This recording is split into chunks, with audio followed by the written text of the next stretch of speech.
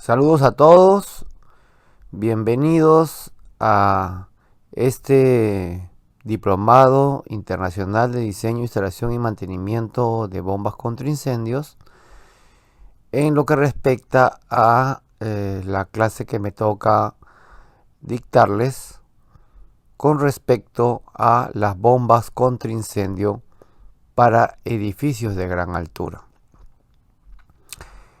El tema que nos convoca para estas dos clases que se van a dictar es un tema realmente complejo que no se agota realmente con el análisis de la norma NFPA 20. En realidad existen muchos métodos y normativas y procedimientos de ingeniería realizados a lo largo del mundo para superar el problema de la altura en las edificaciones y proporcionar medios seguros para el combate de incendio con agua. Entonces, lo que trataré el día de hoy es, sin dispersarme de los requerimientos últimos de la norma NFPA 20, hablarles un poco de las características que tienen estas edificaciones de gran altura. Primero que nada, vamos a comenzar hablando de las características en las cuales se califican las edificaciones de acuerdo a su altura en función de la norma NFPA 20 y en general las normas NFPA. Para la norma NFPA 20 se va a tratar de manera sistemática el tema de los sistemas de bombeo, definiendo dos tipos de edificaciones: las edificaciones de gran altura y los edificios muy altos. Para lo que son las edificaciones de gran altura, ustedes ya saben, son plantas ocupables que se encuentran a más de 75 pies de altura. Lo que es bajo altura se definiría edificaciones que tienen menos de 75 pies de altura, 23 metros, y toda edificación cuya planta ocupable se encuentre a más de 75 pies, 23 metros, por encima del nivel más bajo de acceso de los vehículos del cuerpo bombero, se considera un edificio de gran altura. Tienen que tomar en consideración que es de acuerdo al acceso de los equipos de los autobombas, de los carros bomberos, es decir, de la calle. No cuenta en este sentido alturas inferiores como por ejemplo sótanos. En cambio, los edificios muy altos no tienen un límite de altura. El edificio muy alto viene definido por que la demanda de agua para protección contra incendios excede la capacidad de bombeo del departamento de bomberos. Entonces, esta definición de edificio muy alto es relativa a la capacidad de respuesta que tienen los bomberos. Es una definición netamente socioeconómica, porque puedo tener cuerpos de bomberos modernos en ciudades que tienen edificaciones muy altas, que tienen capacidad de superar esa altura con equipos altamente eficientes y potentes.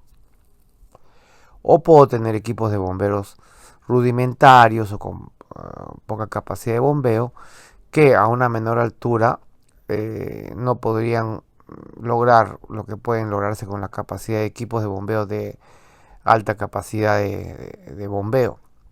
Entonces, la definición de edificio muy alto es una definición netamente socioeconómica relacionada con la tecnología de los bomberos en la ciudad donde nos toca prever un diseño para una edificación de gran altura.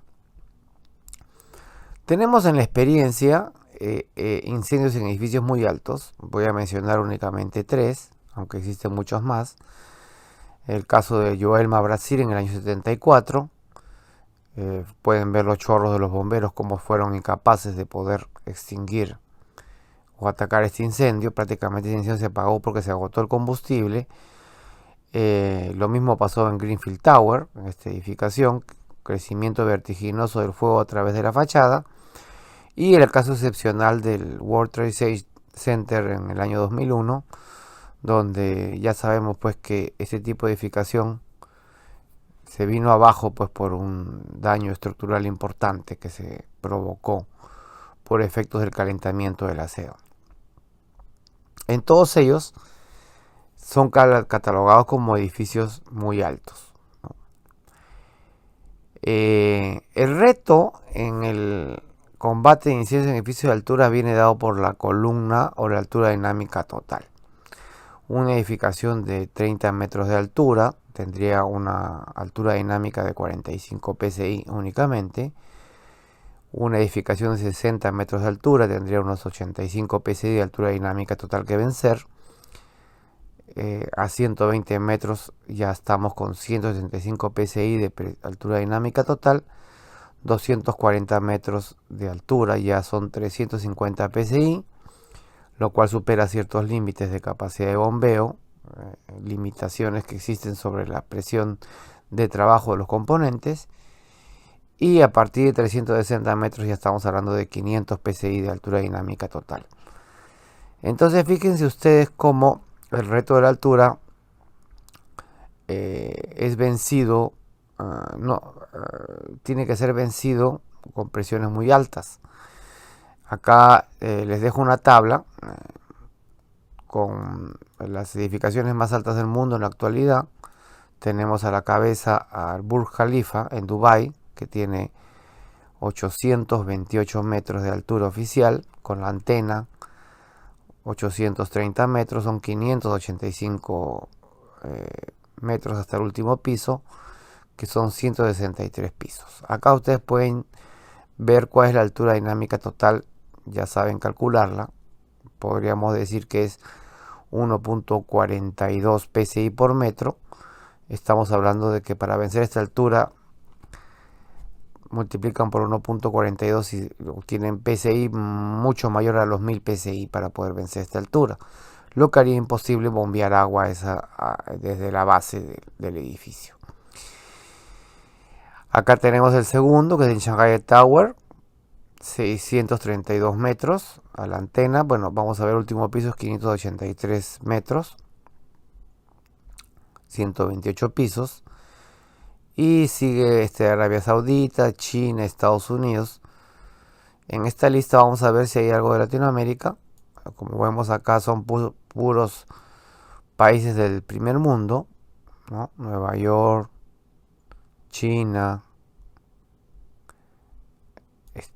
etcétera. No hay en realidad edificaciones. La edificación más alta o más baja de esta lista es 340 metros de altura, más o menos unos 500 psi y pico de altura dinámica total. Y no vemos que realmente para estas grandes edificaciones altas sea un problema latinoamericano realmente. En cambio, acá vamos a ver únicamente edificaciones de Latinoamérica. Latinoamérica está muy por debajo de esta realidad. La altura mayor que tenemos acá son 285 metros y esta podría ser similar a la del Torre Obispado en México, con 64 pisos, ¿no? Principalmente concentradas las edificaciones de gran altura están en Panamá, ¿no? Que tiene bastantes edificios de gran altura, y México, algunas en Brasil. Pero fíjense que acá tenemos 300 metros, ustedes pueden calcular ahora aproximadamente 500 psi en el peor escenario de Latinoamérica, y 200 metros, que son más o menos unos 300 psi en esta edificación de México. Entonces ciertamente nuestro reto de vencer la altura es menor que en Sudamérica, que en estos países altamente desarrollados. Y eso está íntimamente relacionado con el valor de la tierra. La necesidad de crecer a mayor altura está dada por el valor que tiene la tierra, porque estos edificios no son rentables, son muy costosos. Lo que lo hace atractivo llegar a esas alturas, aparte de la vanidad del hombre, es la necesidad de aprovechar los metros cuadrados de tierra en zonas donde los valores son muy altos. y eso no sucede en Latinoamérica. En las grandes ciudades concentradas, donde hay una alta densidad ocupacional, hablemos de países del primer mundo, existe la necesidad de crecer a unas alturas importantes. Acá vemos más edificaciones. Continúa siendo Panamá el país con más edificaciones de gran altura, seguido de algunas de Brasil, México, ¿no? Ciudad de México, y acá vemos Argentina, por ejemplo, y Colombia, ¿no? Y ya son alturas menores, ¿no? Probablemente acá se me esté escapando, esto es información de la Wikipedia, algunos países que puedan tener edificaciones altas y que no estén apareciendo en la lista, ¿no? Digamos, no he hecho tampoco una investigación muy rigurosa para poder hacer esta tabla, ¿no? Básicamente la he asumido de Wikipedia. Dicho sea de paso, Wikipedia no siempre es una fuente confiable, pero por lo menos nos va a dar una idea en comparativa de en qué escenario nos encontramos en Latinoamérica en el reto de vencer la altura para el bombeo contra incendios con respecto a otras latitudes como Norteamérica, Asia y otras realidades diferentes, ¿no? ¿Cuáles son las características inherentes a los edificios de altura con respecto al sistema de bombeo contra incendios? La primera característica inherente es que los edificios de gran altura requieren algunas de las instalaciones de bombas contra incendios más complejas. La mayoría de los arreglos de bombas contra incendios que existen en las edificaciones de altura son en serie, es decir, como hemos aprendido en este curso, conectar varias bombas en serie para lograr acá con esta bomba y con esta bomba lograr una altura cuya única altura dinámica total o presión está dada por la sumatoria de las presiones individuales de cada una de estas bombas, ¿no? Acá tenemos H1, H2 y este es H1 más H2. Como hemos aprendido en el curso, dos bombas instaladas en serie hacen que las presiones se sumen, tal cual suceden con las bombas multietápicas o la bomba de turbina vertical, donde los impulsores, cada impulsor proporciona una presión diferente y estos impulsores en serie generan una presión simplemente como la suma de las presiones de los dos impulsores. Entonces, dos bombas en serie es lo mismo que una bomba multitápica de dos etapas. En otros casos, como Burj Khalifa, se han hecho, para ya vencer tantas alturas, se han comenzado a hacer juegos de gravedad, ¿no? Acá tenemos un ejercicio, disculpen que sea la diapositiva un poco borrosa porque así está la información de origen. Tenemos un primer tanque de almacenamiento en el sótano 2 de 2 horas de capacidad, un tanque de gravedad en el nivel 40 de 1 hora de capacidad, una bomba en el nivel 74 de 1 hora conectada a una cisterna con 1 hora de capacidad, y de nuevo acá aparece un tanque de gravedad en el piso 109 y otra bomba conectada en el piso 137. De esta manera, el Burj Khalifa, que es el más alto del mundo, ha logrado vencer la altura de esta edificación, llegando a poner una bomba en el piso 137, el 74 y el sótano 2, con dos tanques de gravedad en los niveles 40 y 109. Es decir, combinando, y esto no necesariamente cumple con la NFPA 20, Burj Khalifa, combinando tanques de gravedad con bombas, ha logrado proteger toda la edificación con rociadores automáticos y conexiones de mangueras. Ahora, otra característica importante e inherente a las edificaciones de altura está dada por los pisos de refugio. Más que en cualquier otro tipo de ocupación, los ocupantes de gran altura no pueden ser evacuados de manera inmediata. Y ellos dependen de una bomba contra incendios que permita al edificio funcionar de manera confiable durante un incendio. Es decir, en los planes de evacuación de los edificios de gran altura, normalmente hay que prever pisos de refugio, que generalmente también son pisos técnicos en los que están los equipos de bombeo, equipos de agua, aire acondicionado, etcétera, equipos eléctricos, subestaciones o distribuidores de energía y las bombas contra incendio. Estos pisos de refugio, además de son pisos desnudos que no tienen ningún tipo de material combustible, y es donde las personas se van a quedar esperando que el incendio sea extinguido. Evidentemente, los planes de evacuación de estos edificios de gran altura, que van a depender de pisos de refugio, también dependen de que toda la edificación tenga un plan de incorporación de sistemas automáticos de extinción de incendios, ¿no? Entre ellos rociadores automáticos, mangueras, válvulas para uso de los bomberos, ascensores de emergencia, etc. Por ejemplo, en Hong Kong, donde se construyen muchos edificios altos, la normativa hongkonesa exige que los edificios que tengan más de 40 pisos deben tener un piso de refugio al menos, y además un piso adicional cada 25 pisos.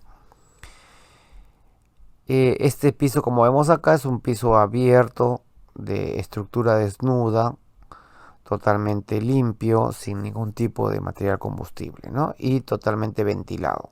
Por ejemplo, en este caso podemos ver que es una edificación totalmente ventilada, sin ventanas, ¿no? Para que haya una circulación de aire y se evite la contaminación de humo. Ahora, otra característica inherente a los edificios de gran altura es que son edificaciones de muy alto costo, y eso hace que los sistemas contra incendio y los retos que hay que superar, que son retos de alto costo, pasen a segundo plano.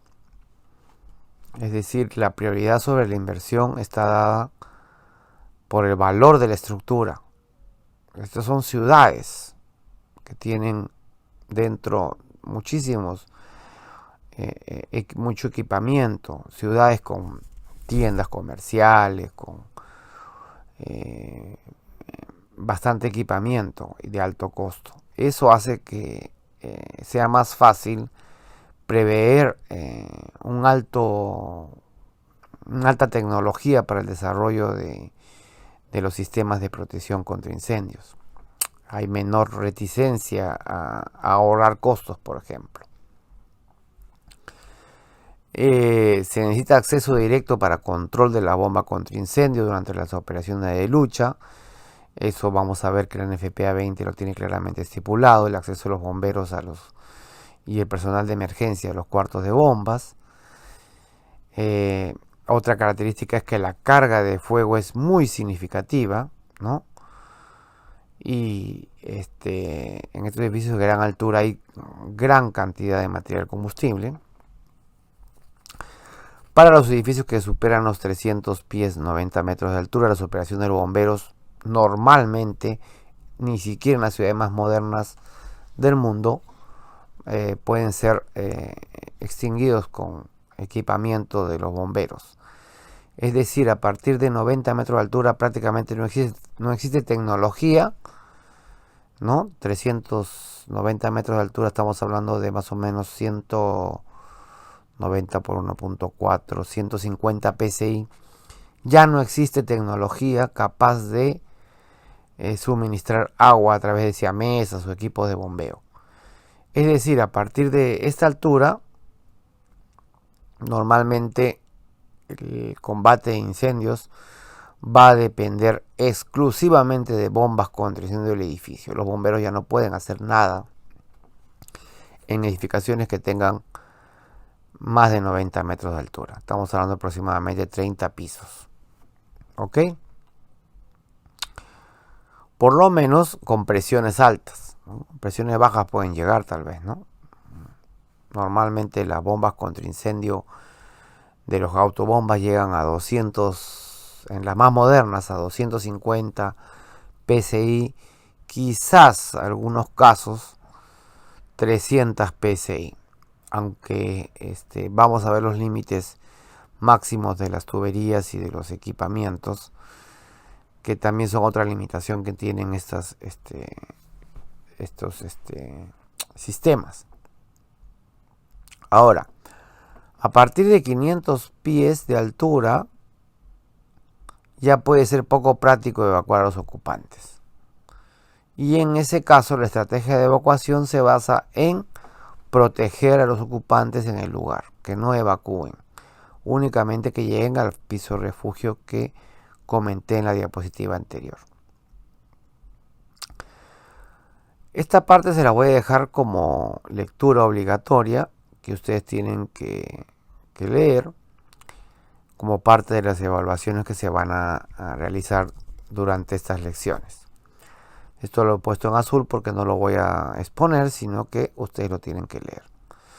Y esta lectura trata sobre la información que cubre el capítulo 5 de la norma NFPA 20, que es el capítulo sobre bombas contra incendio para edificios de gran altura. Bueno, se la dejo aquí para que la puedan leer. Ahora, vamos a hablar específicamente de la norma NFPA 20.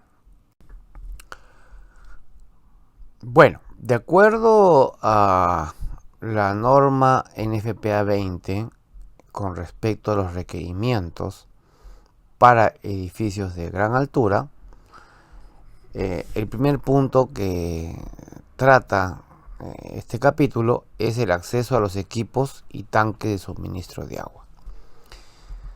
El primer requisito, y que en realidad no es exclusivo para los edificios de gran altura, sino para todos los, en realidad debería ser para todos los equipos de bombeo de agua contra incendios, es que la ubicación y acceso al cuarto de bombas contra incendio deben ser planificados previamente con el cuerpo de bomberos.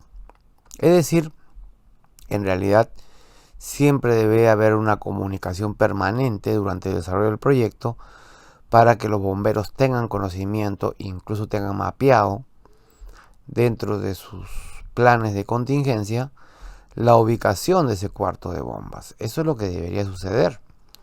Es decir, deberían los bomberos tener conocimiento de dónde está el cuarto de bombas. La segunda indicación, y que tampoco es exclusiva de los edificios de gran altura, pero se repite en este capítulo en especial, es que los tanques de agua deben ser instalados conforme a la norma NFPA 22, situación que está fuera del alcance de estas clases o de esta clase. Y cuando el tanque abastezca sistemas domésticos y de protección contra incendios, cosa que está perfectamente permitida y se usa mucho en edificios de gran altura porque no se pueden ocupar tanto espacio para los tanques, la conexión del suministro doméstico debe hacerse por encima del nivel requerido para la demanda de protección contra incendios. Esto que en algunos países no está permitido, es muy factible y debería hacerse de esa manera en las edificaciones de altura.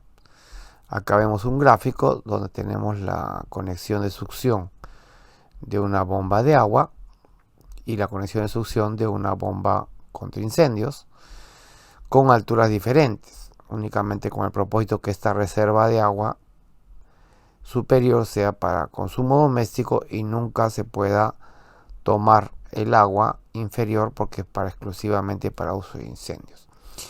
Recuerden que el agua es un bien escaso y tenerla a altura es mucho más escaso aún, mucho más difícil. Entonces este es uno de los primeros consejos que les daría cuando hagan edificaciones de altura y prevean tanques o cisternas en pisos superiores. Combinar estructuralmente lo más práctico, combinar un único uso del agua, de paso que se evita también la contaminación del agua porque va a haber un consumo permanente de la misma. Acá tenemos un gráfico que lo pueden ver con todas las partes y piezas. El gráfico está en el handbook de la NFPA 20. ¿Ok? Acá le dejo una lectura de por qué es importante el planeamiento, la ubicación de la sala de bombas con el cuerpo de bomberos cuando las edificaciones son de gran altura. Esto es una lectura para que ustedes la revisen. La segunda indicación importante dentro de las edificaciones de gran altura que se dispersa un poco de, esto sí, de los requerimientos de edificaciones de baja altura, es que las salas de bombas deben ser accesibles por un camino que no esté sujeto a la exposición de un fuego. Es decir, los bomberos deben acceder desde el exterior de la edificación al cuarto de bombas sin que sean afectados por los productos de la combustión. Las partes del edificio necesarias para el acceso deben tener una clasificación de resistencia al fuego no menor que la clasificación de resistencia al fuego de la sala de bombas contra incendio. Y eso está, esto ya lo han visto ustedes, cuáles son las resistencias al fuego que deben tener las edificaciones en la tabla, ¿no?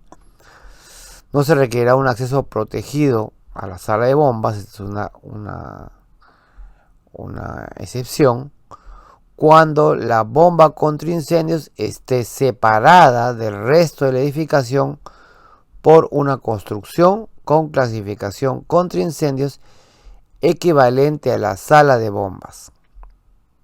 Es decir, esta edificación ya no forma parte de la estructura que se va a proteger, sino que está fuera de ella. Y la bomba contra incendios no se ve afectada por el incendio en la edificación. Y la parte del edificio que contiene la bomba contra incendios, la que está fuera de la edificación, debe tener una protección de un sistema de rociadores que no dependa de la bomba contra incendios. Generalmente una bomba pequeña o de la red pública, ¿no? Que es la que protege la bomba contra incendios. De hecho, que en las edificaciones de gran altura es obligatorio el uso de rociadores automáticos en las bombas contra incendio, porque además es obligatorio el uso de rociadores automáticos en la propia edificación. Entonces el cuarto de bombas contra incendio va a tener una protección contra incendios que no depende de la propia bomba. Ese es un dato importante cuando el acceso a la sala de bombas esté separada del resto de la edificación. Otro requerimiento de la protección es la protección del acceso a la sala de bombas. Las salas de bombas que sirven a edificios de gran altura deben estar protegidas de toda ocupación circundante por una construcción resistente al fuego con mínimo 2 horas o al menos deben estar separadas físicamente por 15 metros de altura. 15 metros de separación de la edificación, perdón. Y aquí hay una tabla que ya la han visto ustedes anteriormente, ¿no? Esta tabla no aplica a edificaciones de gran altura, sino únicamente a edificaciones de baja altura, donde me daban la posibilidad de no colocar rociadores en la sala de bombas si es que la edificación no estaba protegida con rociadores y teníamos 2 horas de resistencia al fuego del cuarto de bombas, o en su defecto, ya sea que no tenga rociadores el cuarto de bombas o la edificación tenga rociadores, o a la inversa tenga rociadores en el cuarto de bomba y la edificación no tenga rociadores, una separación de 50 pies era permitido. Y a su vez, si es que todo tenía rociadores, tanto la edificación como el cuarto de bombas, podíamos bajar esta resistencia a 1 hora. Esta tabla no aplica a edificios de gran altura, ¿ok? En edificios de gran altura solo tenemos como opción que tenga rociadores el cuarto de bombas y la edificación. Eso depende del código en este caso. Tal vez para unos códigos no necesitan rociadores las edificaciones de gran altura. más de 75 pies. Recuerden que estamos hablando de gran altura, no muy altas, que es diferente. ¿Ok? Tal vez no requieren rociadores, pero el cuarto de bombas está obligado a tener rociadores y también a cumplir con las 2 horas de resistencia al fuego que supuestamente solo sería exigida para edificaciones de baja altura cuando no tienen rociadores equipados. Un poco para que entiendan, esta tabla no aplica a edificios de gran altura. Edificios de gran altura siempre deben tener rociadores, el cuarto de bombas, aun cuando la edificación no tenga rociadores. En muchos estados de los Estados Unidos, de acuerdo al IBC, ya las edificaciones de gran altura están obligadas a tener rociadores al 100%. No aplica a Latinoamérica, donde muchos países únicamente consideran, de acuerdo al tipo de edificación, únicamente una red de mangueras contra incendio.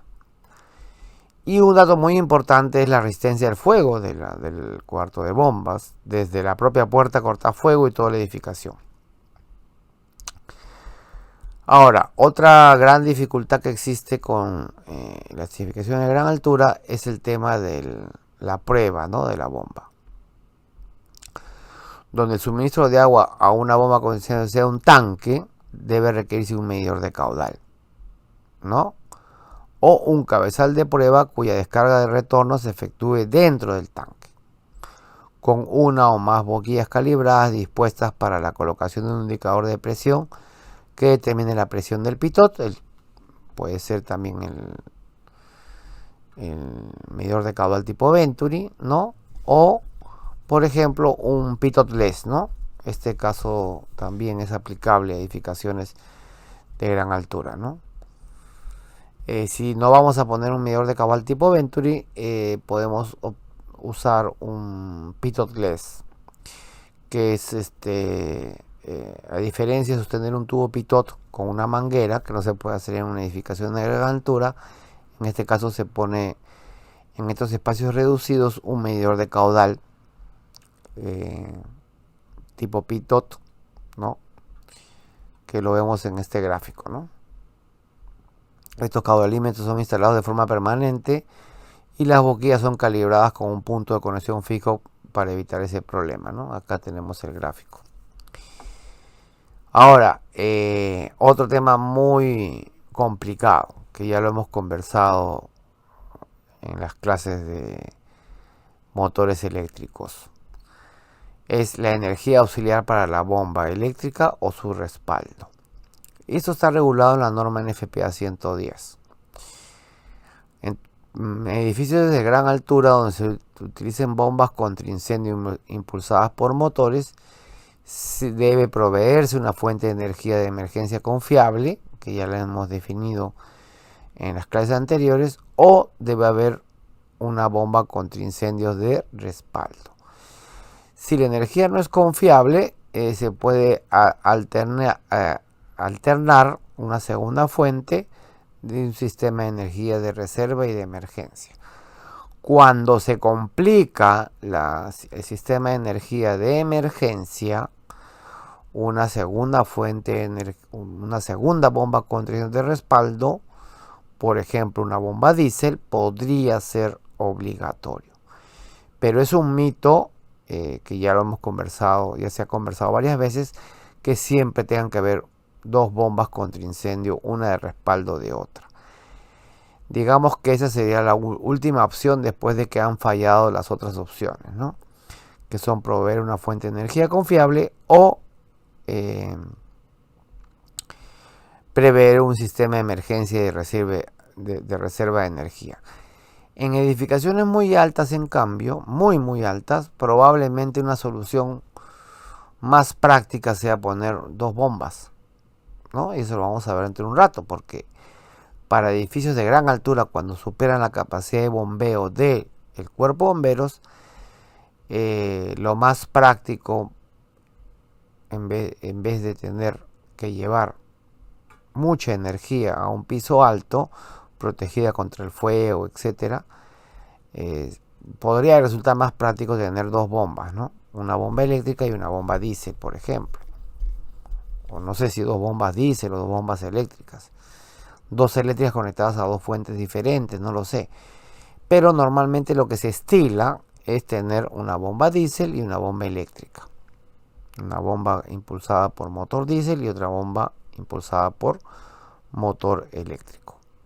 No estoy diciendo que sea la opción que deba siempre preverse, sino que probablemente las dificultades de llevar a grandes alturas energía eléctrica y otras dificultades como disponibilidad de energía en la ciudad o el propio consumo de energía que demanda la edificación, que puede ser infactible o que la factibilidad del servicio sea muy baja, tal vez la bomba de respaldo deba ser una bomba de dos fuentes de energía diferentes, ¿no? Que ya sabemos que pueden ser motor diésel o motor eléctrico, y ambas juntas. Ahora, un punto muy importante, ahora únicamente para edificios muy altos. Acá acabamos los requerimientos de edificios de gran altura y nos vamos a ir a los edificios muy altos, y es en lo que tiene bastante incidencia la norma NFPA 20, es en los tanques de suministro de agua. Para edificaciones muy altas ya es cada vez más complicado almacenar una gran cantidad de agua por la carga portante que tiene el agua sobre la estructura. Entonces van a haber una serie de requerimientos diferentes en edificaciones muy altas, ¿no? Que ya las tenemos definidas como aquellas en las que se supera la capacidad de bombeo de los bomberos o de los autos bombas. ¿Qué me dice la NFPA 20 para los tanques de suministro de agua? Donde la fuente de suministro de agua primaria sea un tanque, estamos obligados a proveer en este tanque elevado 2 o más tanques de agua, al menos 2. Y varias zonas pueden ser alimentadas por un solo juego de tanques, ¿no? Por ejemplo, acá tenemos un gráfico. Ahora vamos a explicar donde tenemos 2 tanques conectadas a 2 zonas de una edificación muy alta. Y además se permite, y es buena práctica, que un tanque de agua esté dividido en compartimentos, de modo que los compartimentos funcionen como tanques individuales. Recuérdense que hace un rato estaba diciendo que las edificaciones muy altas generalmente comparten el consumo doméstico de agua con el consumo de incendios. Y hay un requerimiento permanente de limpieza y desinfección de esos tanques que se llenan de bacterias y de sedimentos y requieren limpieza. Por tanto, las NFPA 20 deja muy claro de que se tienen que dividir esos tanques para que me permita el mantenimiento individual de cada uno de ellos sin poner en peligro, ese mantenimiento ponga en peligro la protección contra incendios que brinda el agua. Pero fíjense en lo interesante de este concepto. Me permite que individualmente en 2 o más tanques reserve agua, siempre y cuando el volumen total de todos los tanques o compartimentos sea suficiente para la demanda total de protección contra incendios, y que cada tanque individual o compartimento al menos almacene el 50% de la demanda de protección contra incendios cuando cualquier compartimento o tanque esté fuera de servicio. Es decir, aparentemente el día del mantenimiento, donde ese tanque se ha vaciado, yo he reducido como máximo al 50% mi capacidad de extinción de incendios, de acuerdo al cálculo que haya previsto. Ahora vamos a ver cómo se compensa este 50%, porque alguien podría decir, el día del mantenimiento tengo la mitad de capacidad de extinción de incendios. Fíjense este diagrama, ¿no? Donde también del handbook, que es una copia del handbook, acá está indicado. Es un sistema de 2 montantes, 2 zonas de montantes, alimentadas por un tanque que suministra agua a una zona baja y una zona alta, que está conectado a dos bombas, ¿no?, redundantes, ambas conectadas a dos tanques. Sacamos fuera de servicio este tanque, y este tanque está reduciendo la capacidad de suministro de agua en el 50%. Nos queda el segundo tanque como reserva, y estas dos bombas abastecen tanto a la zona alta, standpipe o rociadores, lo que fuera. Fíjense que acá muestra un anillo, ¿no? No necesariamente el anillo es la única forma de abastecer el sistema. Y tenemos una zona baja que está alimentada por gravedad únicamente. La zona inferior tiene un abastecimiento por gravedad.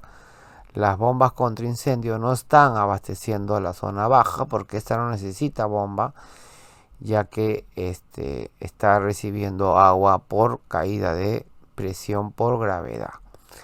Cuando la presión por gravedad igual a la mínima presión que requiere mi sistema, yo puedo obviar una bomba contra incendios, y esta es la forma más segura que jamás va a fallar, la gravedad. De hecho, que es la fuente más confiable. Esto se considera una fuente confiable 100%. No requiere backup. O sea, la fuerza de la gravedad jamás nos va a fallar. Es 100% confiable. Es, de hecho, y eso se lo doy como consejo, si quieren pensar en la bomba contra incendios más confiable que existe en el mundo, es la gravedad. Mejor que eso no hay. Es la fuente más confiable, y es la única que se puede considerar confiable. No hay nada más confiable que la gravedad. Acá les dejo una lectura porque es importante analizar el diseño del sistema de protección contra incendios en una edificación de gran altura en función del equipamiento disponible de los bomberos de la localidad. Bien, continuamos ahora con la segunda parte. Habíamos hablado de que el día del mantenimiento, lo máximo que podríamos poner fuera de servicio es el 50% de la capacidad de bombeo. Bueno, eso se compensa con el llenado automático y manual de los tanques.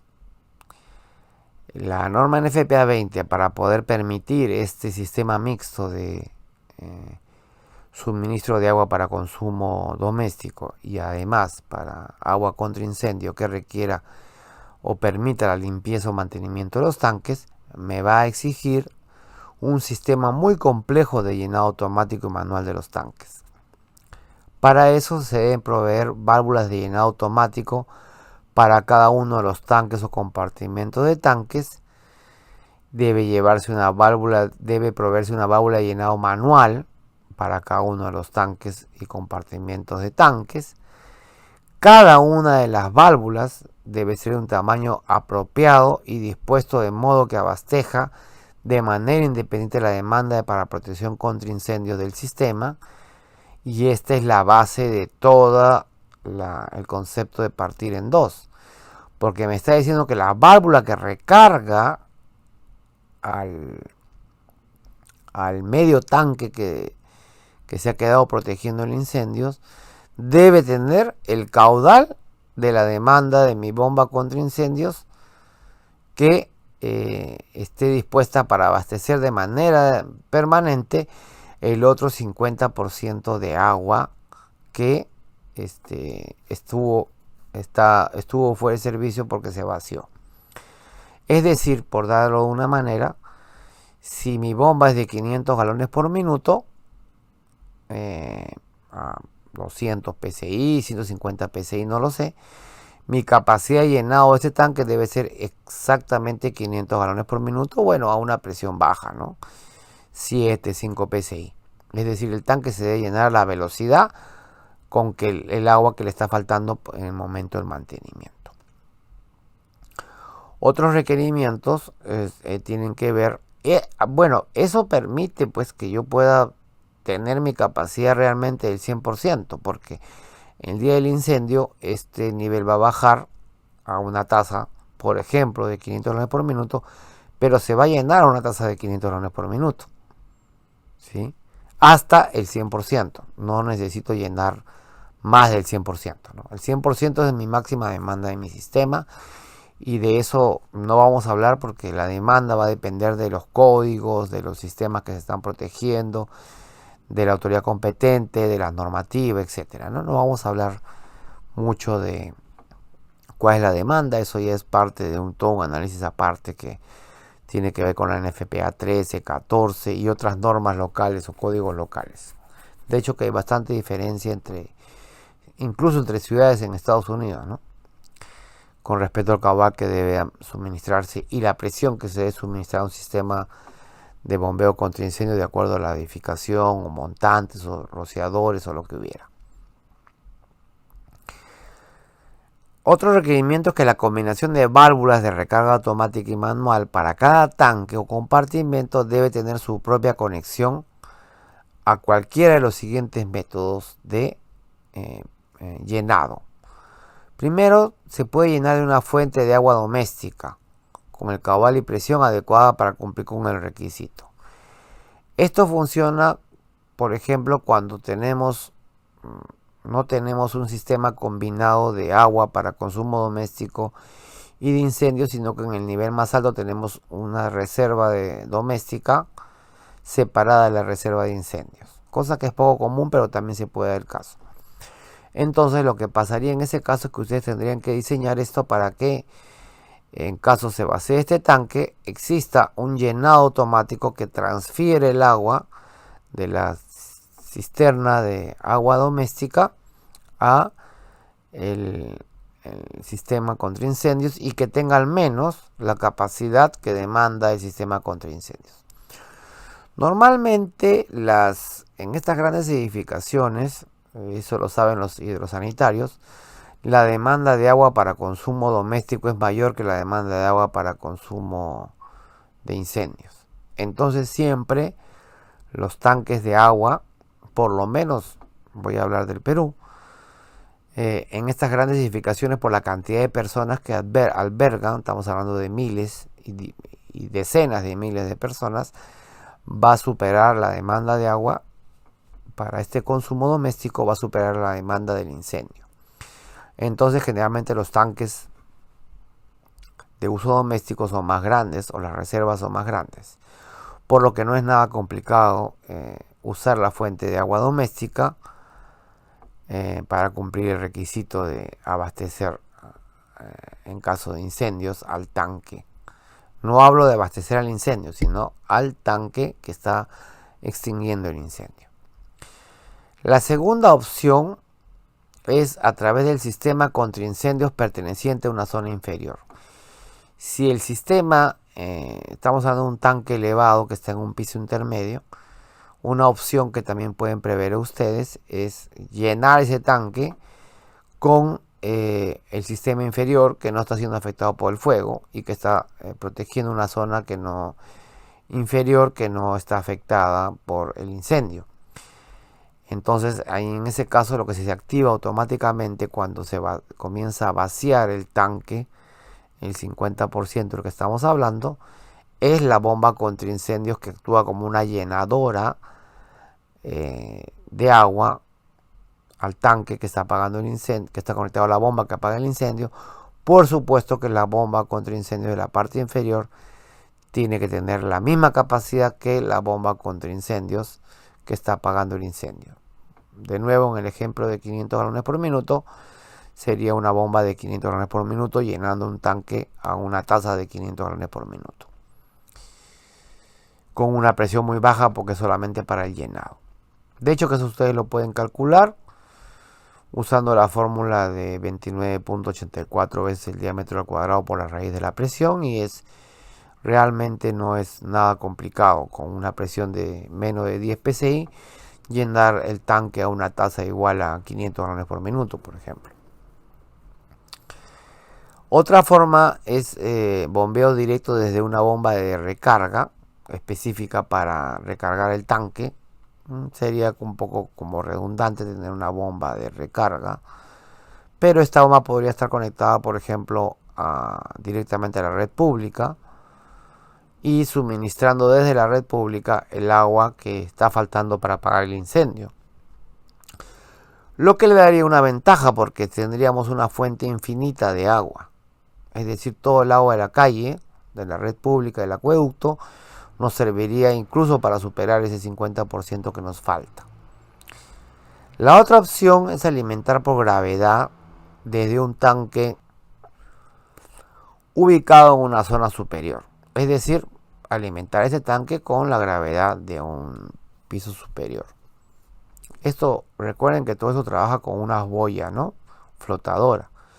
La válvula flotadora es la que avisa, esta que vemos acá, esta flotadora es la que avisa que tenemos que ha bajado el nivel y automáticamente la alimentación por gravedad se convierte en nuestro método para alimentar a este tanque que está apagando el incendio cuando este 50% está fuera de servicio. Y finalmente, aunque poco aplicable a Latinoamérica, desde una fuente de suministro de agua potable confiable que tenga el volumen y la presión adecuados. Es decir, alimentar directamente la red pública. Esto evidentemente a 30 a 20 pisos de altura es imposible en Latinoamérica, pero sí es perfectamente factible tener esa presión residual en ciudades modernas de los Estados Unidos, donde tienen capacidad para elevar el agua a esa altura sin necesidad de una bomba de recarga o otro método de los anteriormente explicados. Entonces fíjense cómo interesantemente lo que están haciendo acá es aliviar, dar redundancia al sistema y aliviar de carga portante a la edificación, ¿sí? No tener una redundancia, pero a la vez activar otros mecanismos para poder compensar la falta de agua que existe o la escasez de agua que existiría en esta edificación de altura. Finalmente, para concluir la clase de hoy, un requerimiento adicional para los edificios muy altos tiene que ver con el llenado automático de estos tanques.